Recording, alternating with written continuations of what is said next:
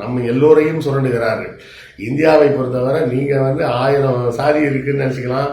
அதில் நாங்கள் ஆண்ட பரம்பரை, நாங்கள் ஆளாத பரம்பரைன்னு ஆளாளுக்கு ஒன்று என்ன பேசிக்கலாம்.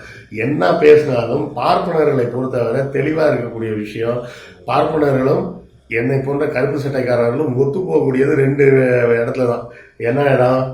ஒன்று கடவுள் இல்லைன்றது, இன்னொன்று இந்தியாவில் 2 சாதி தான் இருக்குது. ஒன்று பார்ப்பனர்கள், மற்றொன்று பார்ப்பனர் அல்லாதவர்கள். இதை தாண்டி வேறு எதுவும் இல்லை. இந்த 2 விஷயத்துல தான் பார்ப்பனர்களும் பகுத்தறிவாளர்களுமே ஒத்து போகிற இடம். அது என்ன சார் 2 பேரும் ஒத்து போகிறதுன்றீங்க? சரி, பார்ப்பனர் அல்லாதவர்னு நீங்களும் பேசுகிறீங்க அப்படின்றது சரி. அப்போ அவங்களும் அப்படி தான் பேசுகிறாங்களான்னு அவங்க அப்படி தான் பேசுகிறாங்க. சரி, கடவுள் இல்லைன்றது நீங்கள் சொல்கிறீங்க, ஓகே சார். பார்ப்பனர்கள் கடவுள் இல்லைன்னு எப்போ சார் சொன்னாங்க அப்படின்னா? நல்லா யோசிச்சு பாருங்கள். கற்பழிப்புகள் எங்கே நடக்குது? கோயில் உள்ள நடக்குது. கள்ள உறவுகள் எங்கே நடக்குது? கோயில் உள்ள நடக்குது. கர்ப்பகிரகத்துக்குள்ள நடக்குது.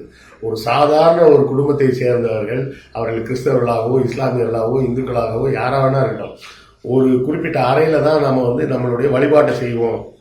தொழுகை பண்ணுறதோ இல்லை ப்ரேயர் பண்ணுறது இல்லை சாமிக்கு பூஜை பண்ணுறது, இதெல்லாம் ஒரு குறிப்பிட்ட அறையில் தான் பண்ணுவோன்னு வச்சுருந்தாங்கன்னா, அந்த அறைக்குள் அந்த வீட்டில் இருக்கக்கூடிய கணவன் மனைவி கூட உடல் உறவில் ஈடுபட மாட்டார்கள். ஆனால் இவங்க கள்ளக்காதலாம் எங்கே கொண்டு போய் பண்ணுறாங்க? கர்ப்பகிரகத்துக்குள்ளே வச்சு பண்ணுறாங்க.